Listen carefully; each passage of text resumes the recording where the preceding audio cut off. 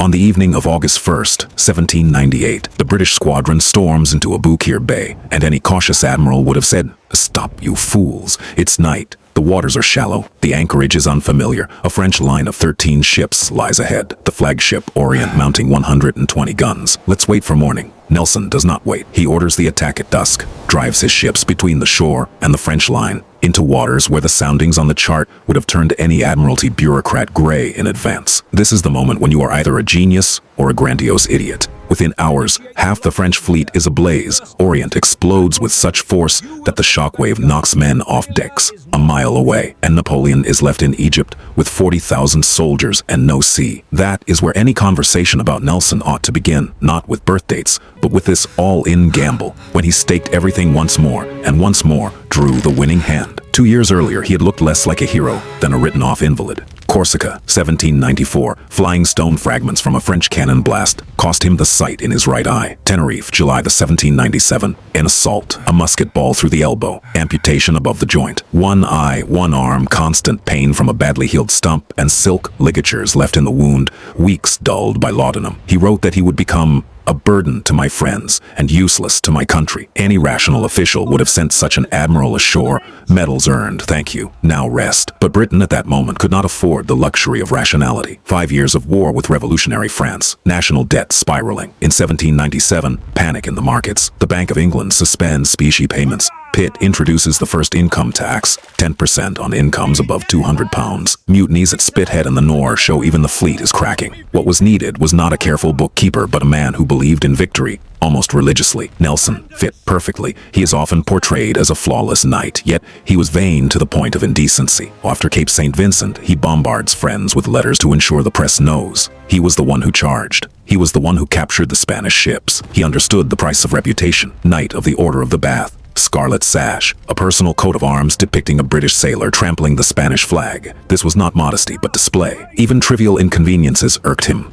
Carving meat with one hand at a dinner table. For a man who dreamed of playing a new Caesar, that was humiliation. And here comes the first reversal of expectation. This narcissist, with an inflamed sense of self, became the finest team player of his age. He forged a band of brothers among his captains, discussed plans openly at table, revealed his intentions in advance so that each officer would know what to do if smoke and chaos swallowed the signals. In an era when many admirals kept subordinates on a tight leash, he shared initiative, not romance, calculation. If you mean to take risks, you need men who think, not men who wait for a flag. And at this point, one must grasp an uncomfortable truth. All this calculation, this team play, this cult of initiative was not merely elegant tactics. It was preparation for confronting a man who changed the rules faster than others could learn them. Because on land at the same time, Napoleon was rising. While Nelson built his brotherhood of captains, Napoleon was reshaping Europe. The Treaty of Campo Formio in 1797 knocked Austria out of the war. Northern Italy fell under French control. Republic after republic appeared like chess pieces placed on a board. He was not simply a general.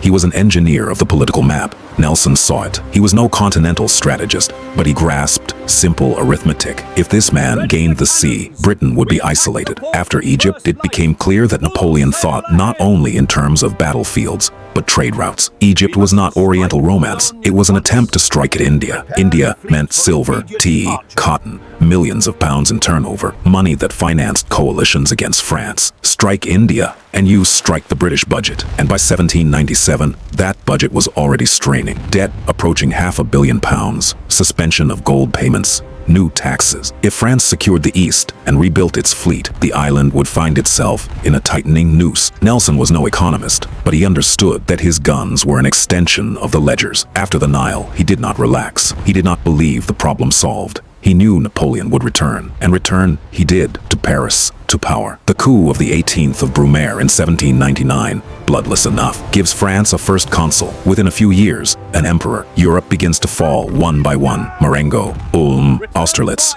Austria capitulates. Prussia trembles. Spain becomes an ally.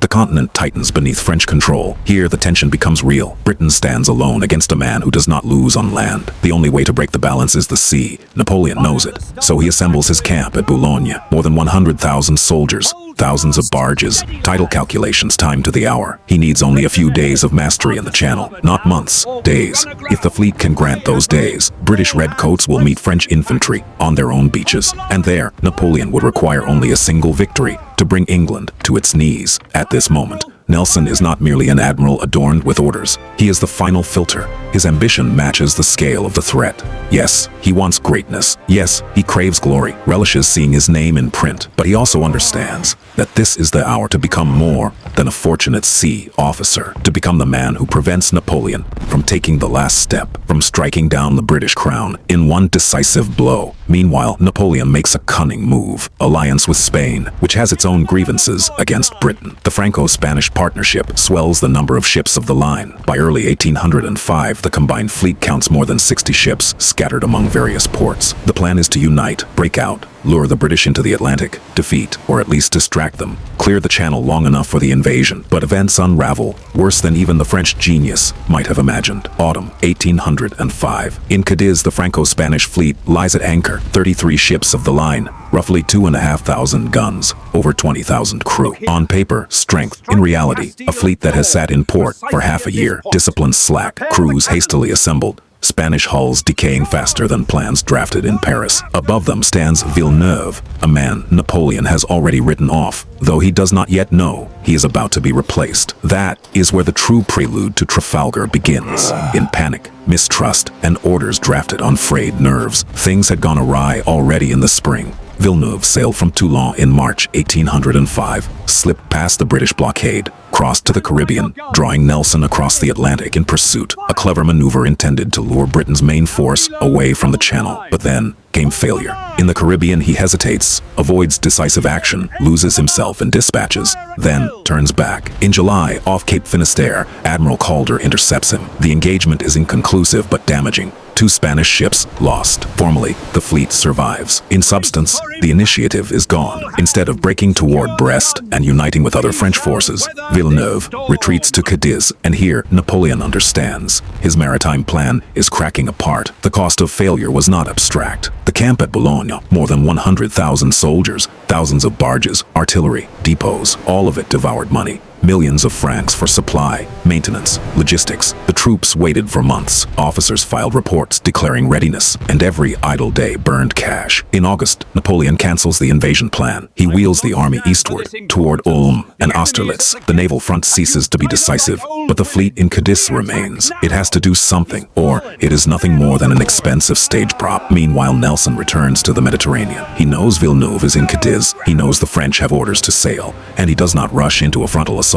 He blockades, slowly, methodically. His fleet, 27 ships of the line, fewer than the Allies, but the crews are drilled. British gunners fire faster, 3 broadsides in the time their opponents manage 2. Officers have served for years on the same ships. They have no illusions about the honor of the line. They have a habit of breaking an enemy's formation and firing at point-blank range. And here, the personal drama begins. Napoleon decides to replace Villeneuve with Admiral Rosalie. The order is sent to Cadiz. Villeneuve learns of his dismissal before receiving official notice. A blow to pride. He has already lost the strategy. Now, he is to be discarded as a failure, and he does what cornered men often do. He sails to prove he is no coward. On October 19th, 1805, the Franco-Spanish squadron leaves Cadiz, not because the plan has matured, but because an admiral does not wish to enter history as a man who hid behind a breakwater. That seemingly minor detail is in fact crucial. Not flawless calculation, not perfect tides, but wounded pride pushes 33 ships into open water. On board, recruits, Spanish sailors pressed into service, officers who distrust French command. A coalition on paper. In reality, friction. Spaniards believe the French are using their fleet as expendable material. The French are irritated by the slowness of their allies. In the docks of Cadiz, rigging is repaired at the last minute. Powder loaded, shot distributed. Everything rushed, everything tense. Nelson, meanwhile, does not pretend to be a saint. He writes to Emma Hamilton, thinks of glory, senses this may be his final chance. After the Nile and Copenhagen, he is already called a hero. But if the Franco-Spanish fleet breaks through and strikes, the aura collapses. He risks not only ships, he risks the reputation British newspapers have inflated into myth. London expects victory. The British war budget against France runs into tens of millions of pounds a year. Trade depends on sea lanes. If control of the sea falters, The blow will be financial, not merely military. When the Allies leave Cadiz, the weather is unsettled, the wind light, the line stretches out, ships string themselves for miles. It is not a perfect formation but a chain with gaps. Nelson sees it. He does not hurry. He lets them sail farther out, cutting the road back to port. Pressure without firing a shot. By October 20th, he knows collision is inevitable, yet he does not form the classic parallel line. He divides his fleet into two columns, his own aboard Victory and Collingwood's aboard Royal Sovereign. He prepares to pierce the line. It is a risk. His ships will endure fire without reply until they close the distance. The decision is not romantic, but cold calculation. Break the center. Isolate the van, turn numerical superiority into chaos. Now the tension becomes absolute. The Franco-Spanish fleet advances slowly, uncertainly, formation ragged. The British approach at angles, two wedges cutting inward. Villeneuve understands his line will be torn, but to realign 33 ships under weak wind is not a task for a shaken admiral. The Spanish flagship, Santissima Trinidad, 130 guns, a giant, a symbol of power. Nearby the French Bucentaur, the redoubtable, masses of timber, iron, and men, 20,000 fates. Preparation ends, not when someone commands begin, but when Villeneuve, wounded and stubborn, takes the fleet to sea, and Nelson, knowing the risk, rejects safe tactics. Beyond that, there is no diplomacy, no budgets, no orders from Paris. There are only a few cables distance, powder, shot, and a decision that cannot be undone. In that decision converge not only the ambitions of Emperor and Admiral, but the money of Boulogne's camp, London's anxiety, Villeneuve's pride, and Nelson's hunger for glory, all compressed into a single point in the Atlantic off Cape Trafalgar. And toward that point, they sail. The morning of October 21st, 1805, begins not with heroic music, but with slow, sticky anticipation. The wind is weak, the sea long and lazy. The Franco-Spanish line stretches for miles, uneven, with hollows like a poorly stitched seam.